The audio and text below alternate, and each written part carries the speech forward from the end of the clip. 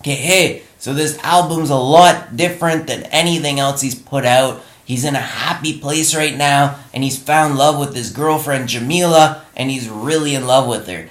He makes music about how he feels, and since he's happy and in love, he makes a happy and loving album, which is a lot different from his melancholious albums that you might be used to.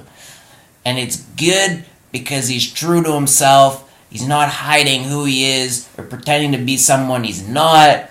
His last album covers were kind of blurry, but now he's showing himself on this one, and that's saying a lot.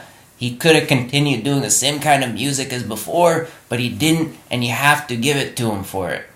The album comes in at like a nice 12 tracks, like a normal album, not trying to go for high streaming numbers, and it's got some features on it too. He brought in big producers, Metro Boomin and Travis Scott, Spanish singer Rosalia, and Andre 3000, so there's some big names on it.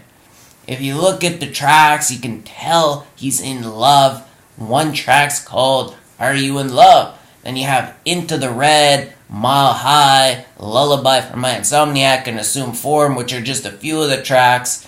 Mile High, Where's the Catch, and Don't Miss It, I think are getting the most listens of all of them. A lot of his sounds are kind of the same as what we've heard from him before, but he's made them a bit better with some improvements on the strings and such. He seems to have played it a bit safe on this album than some of his last albums. This might be his safest one yet, but he tried to make it a bit more easy to listen to. He's really laid himself out there, and you can see how he's changed over the years, now putting himself out there more than ever. Before he was really putting his feelings into mainly the instruments, and his voice came afterwards, but now he's opened up completely using mainly his voice. This album's a huge change for him.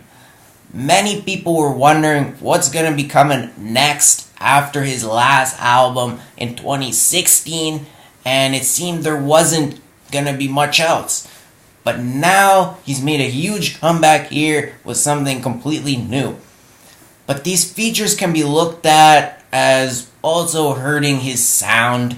They take away space from him, they take away from his style, and he's really went light on the pop songs here, and I don't know if he cared about making a hit, but there's not really anything to take over the charts. This might be too much from him. He says a lot on the album. The album's really descriptive. It seems a bit like a biography, and it's kind of like Ariana Grande's Sweetener album too, that came out in, I think, 2018, where she talked a lot about this her boyfriend of hers, even naming him on a track. But James takes it even further, and he doesn't have like any really big hits on the albums where Ariana Grande had a couple. You probably won't like this if you're looking for some big hits. But on this Psych Trackwave, it's got a 90% on like 20 critics, which is really high. It looks like critics love this. Overall, it's a good album because of how he opens himself up here, and he's himself, and he tries out something new. I'll give it a like. What do you think about it? Leave your comments below, and check out my other videos, and subscribe.